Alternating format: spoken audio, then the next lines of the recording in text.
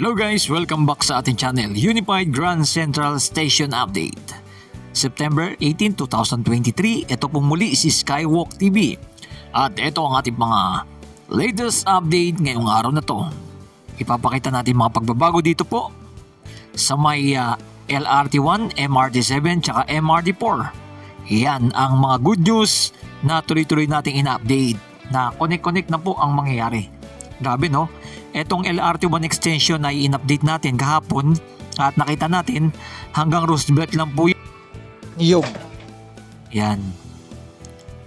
At ngayon po, kinonek na po nila dito hanggang dito po sa may SM North and Trinoma.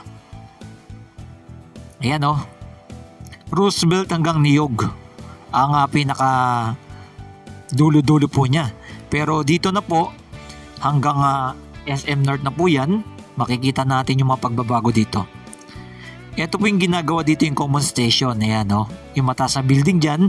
Di natin napapansin. Yan po pala yung kukonect sa MRT7 tsaka LRT1 at MRT4. Ganyan po yan mataas na building na yan. Sa mga bagong pasok natin mga kababayan, huwag kalimutan mag-like, mag-share at mag-subscribe para updated po tayo sa mga pagbabagong kaganapan sa ating bansang Pilipinas. Yan. At dito lang po yan sa EDSA. Etong left side ay going to Makati, Cubao. Etong right side natin going to Monumento at going to connect na po sa Bulacan. Yan, nadadaan. Tuloy-tuloy po ang ating pag-update natin dito mga kababayan upang ipakita natin sa inyo dahil ito ay nalalapit na pong matapos din. Yan, sana magkasabay ito ng LRT1 extension para tuluyin ng magamit na kukonek na to Cavite hanggang dito po sa may SM North na hindi na talaga may hirapan. Dahil ito pong pag-connect dito at kung gusto mo naman punta ng Bulacan ay MRT7 naman po ang isusunod natin i-update.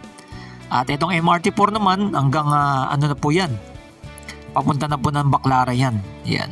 At Mall of Asia, dadaan. Ang MRT4 sa EDSA. Yan. Dire-diretso po yan. Ipakita natin dito. Ito po yung papuntang Roosevelt Station. Yan. Na ginagawa na rin po ito. Yung magiging dugtungan nila ng LRT1. Yan. Pakita natin, ilapit po natin ang ating drone. Yan, konting-konti na lang po. Malapit na po itong magdugtong mismo dito sa may LRT1. Ayan o. Nakikita natin.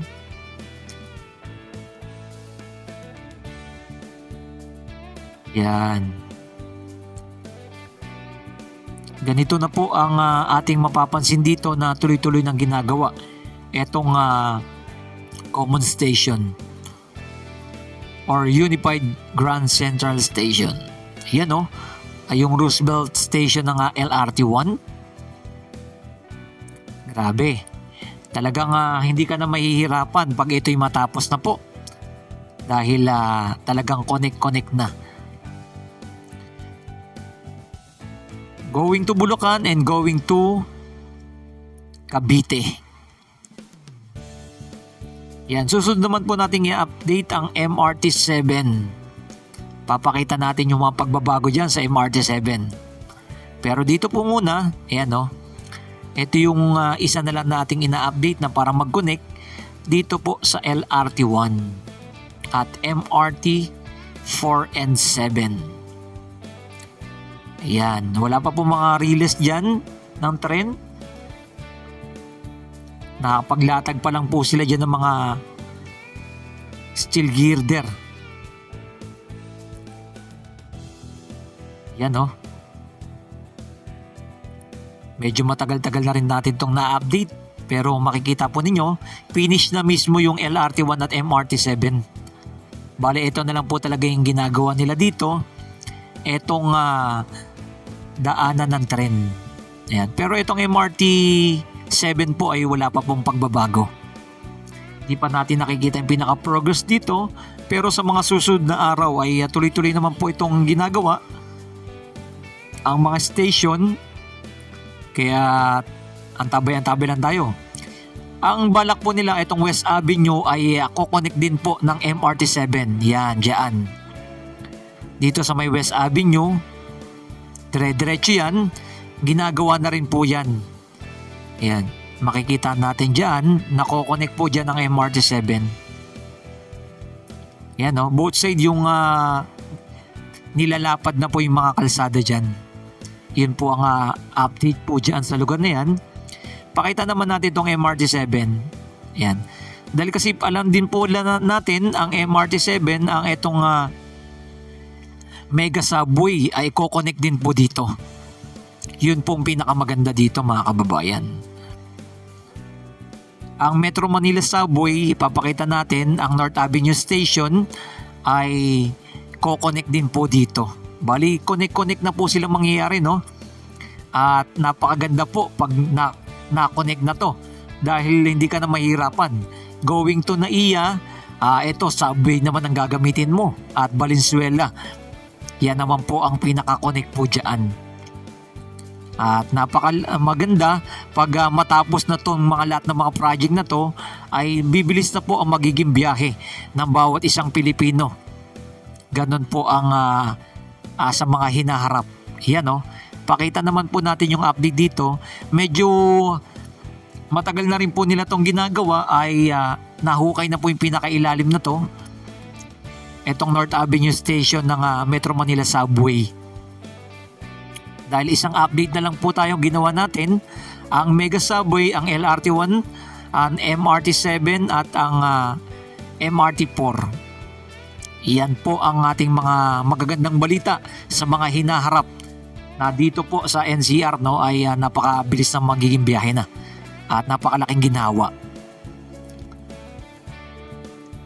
Ayan. Yung pinakailalim po na to ay nakaready na po ito dahil nagsimula na po diyan po sa may Valenzuela Station ng subway no. At malapit na po silang makarating sa may Quirino. Yan.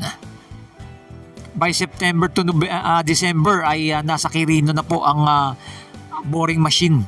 Yan po ang ating mga abangan sa mga hinaharap.